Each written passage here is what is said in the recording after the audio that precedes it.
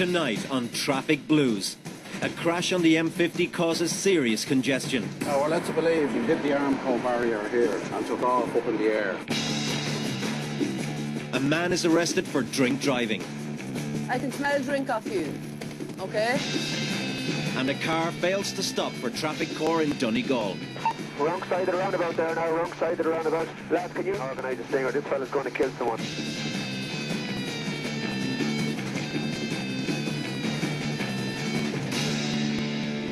Our roads are busier than ever.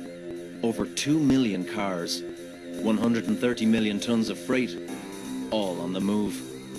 Whether we travel by bus, truck or car, cycle or walk, every one of us is affected by what happens on our roads.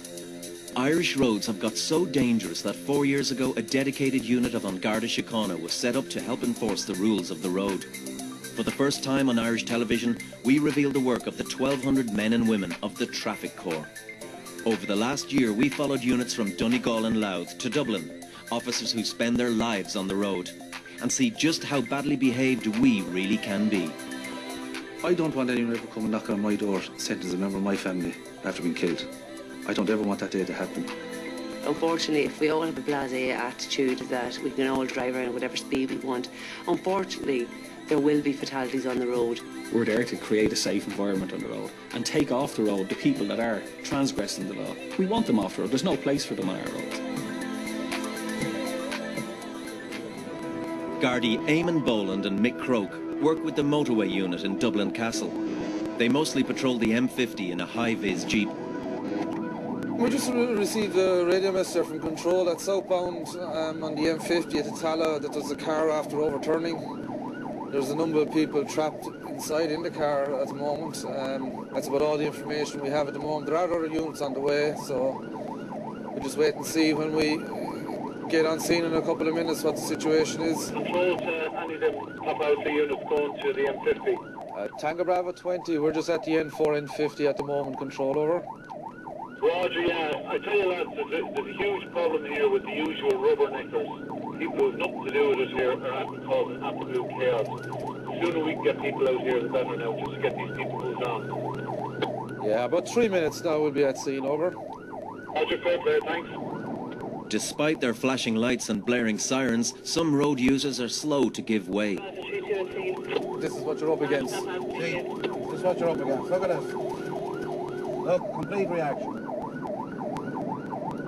Already, the crash has caused a major tailback on the M50. You can see yourself what can happen here in the space of a couple of minutes.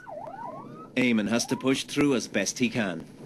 With any accident on the M50 or any road, the road will be blocked and people will have to make their way around this accident scene, and it's essential that we get there as quickly as possible so that if we do have to close the road down, we'll close the road down, let the emergency services work, or in case we might have to let the traffic move slowly by the accident scene while we're there investigating it. A car has crashed on the overtaking lane. The driver is trapped inside. The fire brigade have managed to get her out. The paramedics take over. 1/3 of crashes on Irish roads are single vehicle collisions like this one. Of these crashes, 1 in 3 is fatal. This woman was fortunate to escape with minor injuries, but she was wearing her seatbelt. In the meantime, the crash site still needs to be cleared, so the traffic can get moving again. A motorway construction team are at hand to help out. Now we're led to believe that she hit the Armco barrier here and took off up in the air and landed on a roof or on a side on the road and carried on to where the crash position is. That's at the moment. That'll have to be clarified with other witnesses that we take at the scene. So we can see the mark here where the initial start of the accident happened, where she took off and ended up in the crash position where it is here now at the moment. So it's a single accident vehicle, and we're just going to clear the road now. And she's not too seriously injured at the time being, so hopefully everything is okay. The forensic collision unit's report confirmed that the car had hit the barrier, travelled almost 20 metres in the air, landed and then travelled another 33 metres. A quick-thinking truck driver blocked both lanes to stop other motorists from hitting the car.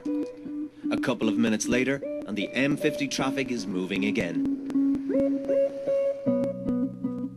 Donegal. Gardaí Eamon Rorty and Colin Mooney are based in Burnfoot Station. They cover the Inishowen Peninsula, an area that has seen a lot of road deaths, mainly due to speeding and young driver behaviour. Eamon and Colin are part of a special traffic unit set up here a few years ago to deal with the problem. Really, a big part of the traffic corps being set up in Burnfoot was as a result of a lot of traffic accidents that had happened.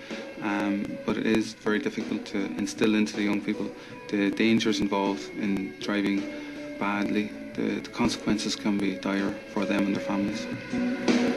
They've just stopped a car that's in bad repair, and the driver is just 17. Any ID on you? Know how much your name on it? It's overheating too, is it?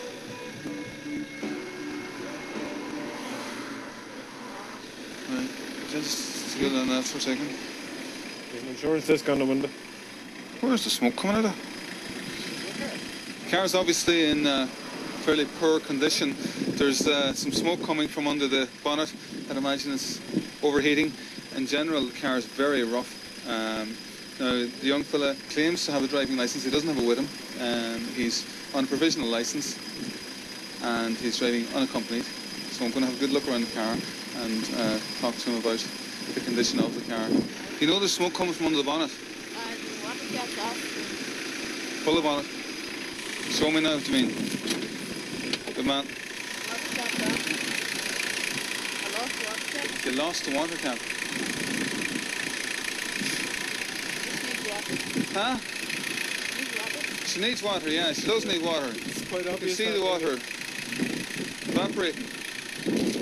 What's the tires like? Although the car is in bad condition, they decide to give the driver a chance to get it in order. You're only starting out in the road now. You have no wing mirror, okay? You're driving a car that has smoke billowing from the bonnet. Look at that. That's not ideal. The car is very rough. You have no driving licence with you. You have no L plates up. You don't have a fully qualified driver with you. You're not getting off to the best starting. He would be a stereotypical young lad from Donegal who really and truly will do anything to get in behind the wheel of a car. They'll drive any car regardless of its condition. They'll just want to be out there going around, being seen to be on the road by their peers. So they'll drive anything, and that car would be a particularly bad example. Colum has put a request through to the station for records on the car and driver and has just got the details back. It turns out this driver has already come to the Traffic Corps' attention. 138 kilometres an hour in Letterkenny in November. Who stopped him? Do you know? Who stopped him on that, do you know? So this car? What was the car? Huh? The car, was it this car? Yeah, yeah. All right, Jerry, thanks. You were doing a bit of speeding outside Letterkenny? Oh, way back ago, was it? November. A month ago. 138 kilometres an hour and 100. Given the condition of the car and the driver's age, Eamon has decided to refer him to a juvenile liaison officer, or a JLO. Okay, JLO is where someone of your age can be facilitated by way of a caution. Because you're driving unaccompanied, no L plates up, no wing mirror, the car isn't cleared, all sorts of problems, okay? So what's going to happen is I'm going to fill in a form when I get back to the station, and the local juvenile officer will be in contact with you. There were over 4,000 young people referred to the Juvenile Diversion Programme for traffic-related incidents in 2008. The young person may be given a caution under the programme, but there are no court proceedings involved. Research over the years shows that 2 out of every 3 drivers in the JLO scheme don't come to Garda attention again. More than likely he will be given a formal caution, which would really be a slap in the wrist telling him not to do it again, because the next step for him is the court.